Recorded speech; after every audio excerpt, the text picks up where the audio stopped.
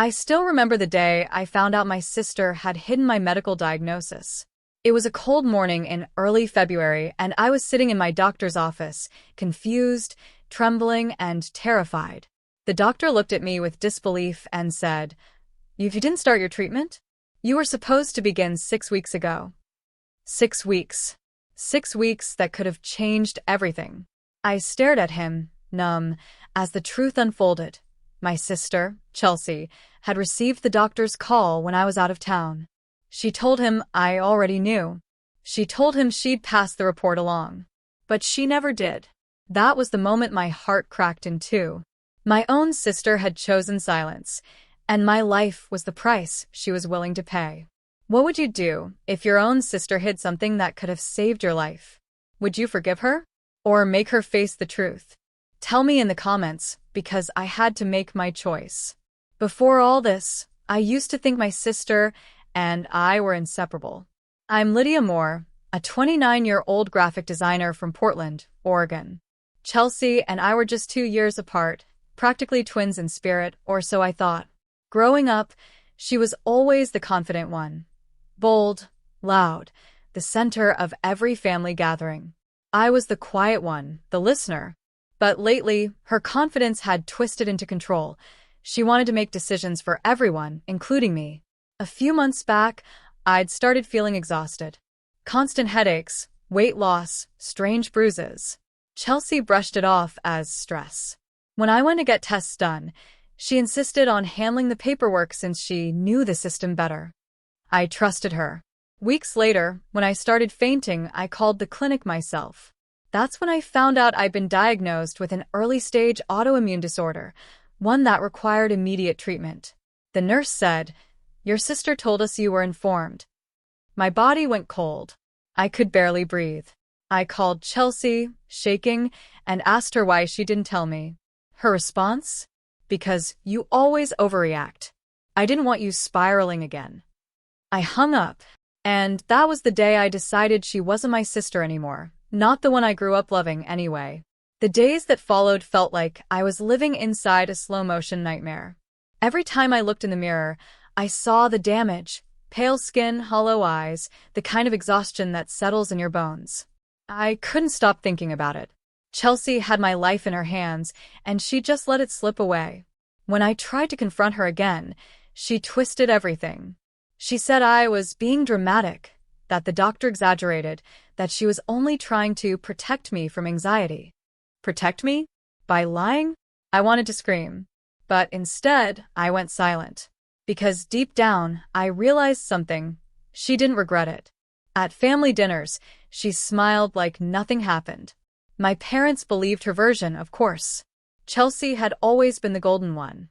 The one who could charm anyone with a fake laugh and perfect smile. Meanwhile, I was painted as the unstable sister, the emotional one. But when I collapsed one night and was rushed to the ER, my parents finally saw the truth. My condition had worsened because of delayed treatment. The doctor said I was lucky to be alive. Chelsea stood in the corner of the hospital room, pale, eyes wide. She tried to speak, but I turned my face away. I didn't want her apology. I wanted her to feel what I had felt. Lying awake that night, IVs running through my arm, I made myself a promise. I wouldn't yell. I wouldn't cry. I would show her and everyone else who she truly was. That was the moment my pain stopped being a wound and started becoming a weapon. The first step was silence. I didn't tell Chelsea that I knew every detail. The doctor's log, the phone records, the time-stamped voicemail she deleted. I quietly collected everything. I also found out she had been applying for a new job at a medical nonprofit, the same one that prided itself on ethical integrity. How poetic, right? So I waited. I healed just enough to stand tall again, and I smiled every time she came around, pretending everything was fine. I even thanked her for helping me manage my health. Inside, I was burning, because I knew exactly what I was going to do, and when I did it, everyone would see Chelsea Moore for who she truly was. Not the golden sister. Not the savior. Just a liar who put her own sister's life at risk. 2 months later, Chelsea's big day arrived. She'd made it to the final round of interviews for that nonprofit. My parents hosted a dinner to celebrate her success. Everyone was there, smiling, proud, blissfully unaware. When it was my turn to speak, I stood up, pretending to toast to her achievement. My heart was pounding so hard I could feel it in my throat. Then I said it.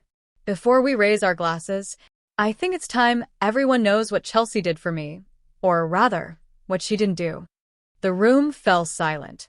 I told them everything, the misdiagnosis, the phone records, the deleted voicemail, the 6 lost weeks of treatment. I showed them printed copies of the call logs. Chelsea's face went white. She stammered something about miscommunication, but no one was listening. My mother started crying. My father walked out. And then, like fate itself was timing it perfectly, Chelsea's phone buzzed. It was an email from the nonprofit. They'd withdrawn her job offer after verifying the details I'd sent them anonymously the day before. Her voice cracked as she said, "Lydia, how could you do this to me?" I looked her dead in the eye. "You did this to yourself." For the first time, I saw fear, not confidence, in her eyes. And it felt liberating. That was the day my sister's lies finally came to light. And my silence? It became my loudest scream. In the weeks that followed, my body began to heal faster than my heart. The physical recovery was measurable, the emotional one wasn't. People always say blood is thicker than water, but they never mention how quickly it can turn toxic. I learned that trust isn't automatic just because someone shares your DNA. It's earned, and once it's broken, it doesn't come back. Chelsea tried reaching out, leaving long voicemails full of apologies.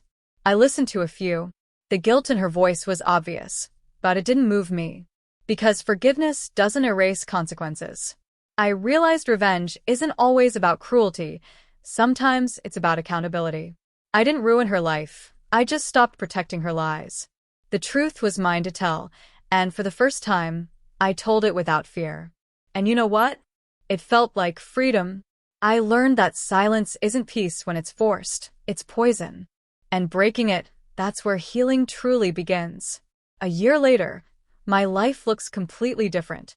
I moved into a small apartment downtown, adopted a golden retriever named Harper, and started a wellness art project for women who've been betrayed by family. I still see my parents sometimes, though things are complicated. They've finally accepted the truth, and even they admit Chelsea's apology came too late. As for her, she moved to another state. Started over.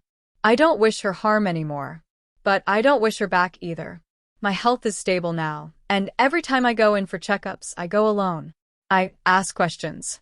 I make sure I'm informed. Because I learned the hard way, never hand someone else the power to decide what you deserve to know. These days, I wake up with peace instead of pain. And every time I catch my reflection, I see strength where fear used to live. The kind of strength that comes from surviving betrayal and reclaiming your story. Sometimes, betrayal doesn't come with enemies. It comes with a smile that looks like love. But when someone hides the truth that could have saved your life, that's not love. That's control. My revenge wasn't about destroying my sister. It was about finding myself again, about making sure my voice was louder than her silence. If you've ever been betrayed by someone you trusted, remember this. Revenge isn't always revenge. Sometimes, it's justice, wrapped in truth. What would you have done if you were in my place? Tell me in the comments, and don't forget to subscribe for more real stories like mine.